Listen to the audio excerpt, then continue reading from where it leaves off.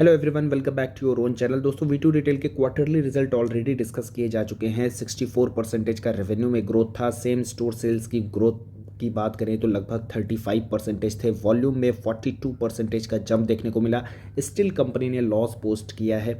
All दो वो जो लॉस है वो थोड़ा सा नैरो हुआ है, बट इस वीडियो में हम कॉन कॉल को देखेंगे, क्या क्या क्वेश्चन आंसर पूछे गए और मैनेजमेंट ने उसका क्या जवाब दिया है।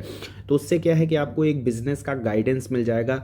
अगर आप वो क्वेश्चन आंसर को सुनेंगे, समझेंगे, तो आपको भी बिजनेस में एक अच्छी अंडरस्टैंडिंग मिलेगी। मैनेजमेंट क्या आगे गाइड कर रहा है और बिजनेस में आगे आने वाले समय में कैसे आपको ग्रोथ देखने को मिल सकती है, उसका एक आइडिया लग जाएगा। तो कॉन कॉल जो है काफ़ी इंपॉर्टेंट होती है।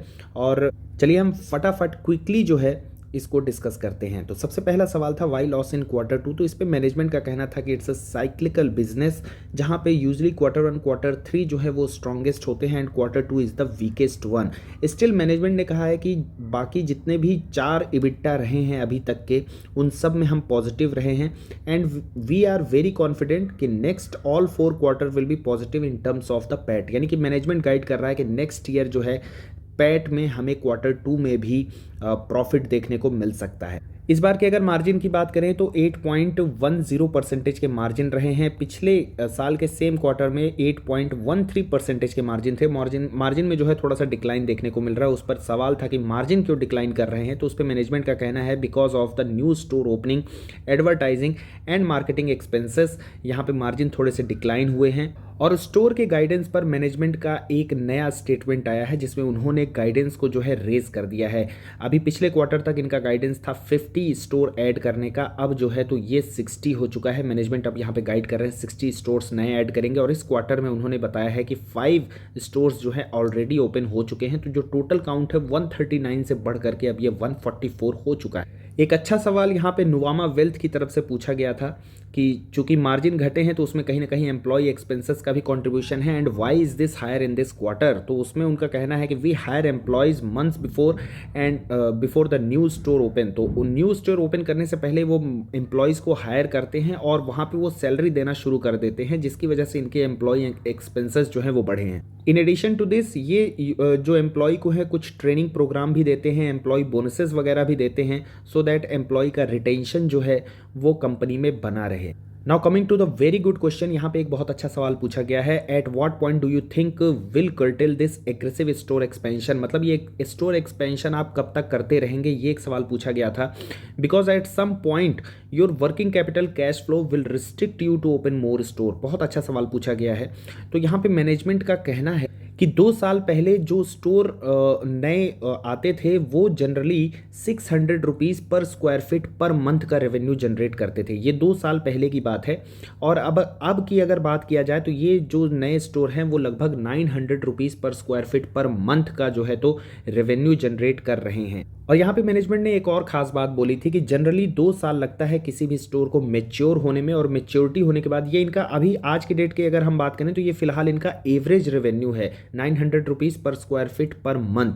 और यहाँ पे मैनेजमेंट का कहना है कि जनरली 2 साल लगते हैं किसी भी स्टोर को मेच्योर होने के बाद, और उसके बाद वो जनरली एवरेज या एवरेज से थोड़ा सा ऊपर जो है वो रेवेन्यू जनरेट करते हैं, क्योंकि एवरेज ये है और जो नया स्टोर है वो बिलो द एवरेज जनरली जो है तो रेवेन्यू जनरेट करता है। तो यहाँ पे मैनेजमेंट का कहना है we don't want to leverage the business. और ये जो रेवेन्यू राइज हो रहा है इनका हर साल, तो उससे जो है तो ये नया स्टोर ओपन कर रहे हैं। They also don't want to keep the cash in bank. तो इन शॉर्ट आप इसको यूं समझ सकते हैं कि जितनी भी स्टोर ओपनिंग है ये इंटरनल एक्रूवल से हो रही है।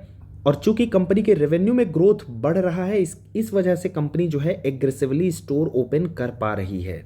अब इसी पर किसी ने एक और अच्छा सवाल पूछा, what is the scope of improvement in revenue in rupees per square feet per month. तो यहाँ पे मैनेजमेंट का कहना है कि इनके पास लगभग 20 स्टोर्स, मोर देन 20 स्टोर्स ऐसे हैं जो कि 1400 रुपीज़ पर स्क्वायर फीट पर मंथ का रेवेन्यू जनरेट कर रहे हैं, और वो अभी भी 20 से 25% CAGR से ग्रो कर रहे हैं वो स्टोर। तो यहाँ पे इनका कहना है कि देयर इज़ नो कैप, ऐसा कुछ नहीं है कि 1500 ही एक लिमिट है, उससे ज़्यादा जो है तो जनरेट नहीं कर पाएंगे revenue.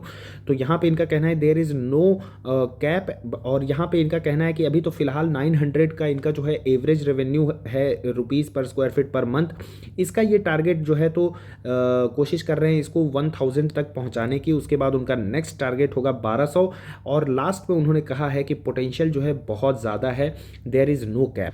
Now coming to the competition, यहाँ पे एक सवाल पूछा गया है कि जो store nearby the Zudio है उनका परफॉर्मेंस कैसा है। तो यहाँ पे मैनेजमेंट ने कहा है कि वी हैव ऑलमोस्ट 20 स्टोर्स जो कि स्टूडियो से 3-4 किलो माफ़ कीजिएगा जूडियो से 3-4 किलोमीटर की दूरी पर हैं, and there is no significant impact in the performance. Zudio की बात करें तो एवरेज सेल प्राइस जो है जूडियो में वो 500 का देखने को मिलता है, और यहाँ पे मैनेजमेंट का कहना है कि V2 की अगर बात करें तो वो लगभग 260 से 270 का है। तो एक डिफरेंस है उनके कस्टमर बेस में, और इनका कहना है कि ऑल दो वहाँ पे कुछ ओवरलैप भी है, बट वो ओवरलैप उतना बड़ा नहीं है, एक छोटा सा ही ओवरलैप है, और जिसकी वजह से इनके बिजनेस में कंपटीशन का एज सच कोई बहुत बड़ा सिग्निफिकेंट नहीं देखने को मिलता है।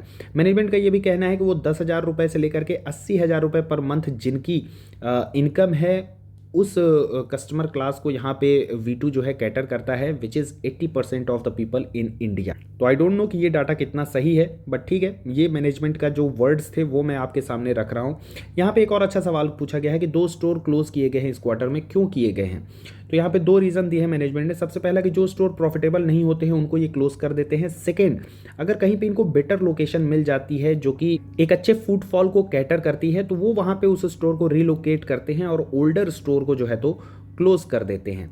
यहाँ पे मार्केटिंग और एडवर्टाइजिंग को लेकर के एक सवाल पूछा गया कि कंपटीशन के चलते ये कॉस्ट जो है बढ़ने वाली है क्या। तो यहाँ पे इनका कहना है कि जो इनका मार्केटिंग और एडवर्टाइजिंग कॉस्ट है वो लगभग 1.5% ऑफ सेल है, और ये बिल्कुल नहीं बढ़ेगी, क्योंकि इनका मैनेजमेंट का कहना है कि इनके जो ब्रांड एम्बेसडर है वो इनके प्रोडक्ट हैं, और इनकी जो क्वालिटी है वो खुद इनका एडवर्टाइजिंग करती है। आगे जो सवाल आए थे वो QIP और फंड रेज को लेकर के आए थे, तो उस पर मैनेजमेंट ने क्लियर कर दिया है कि नियर टर्म में कोई भी QIP या फंड रेज या फिर इक्विटी डाइल्यूशन नहीं होने वाला है। So this was the V2 retail con call. Content अगर आपको अच्छा लगा हो वीडियो को लाइक कर सकते हैं। Do not forget to subscribe our channel. Thanks for watching the video.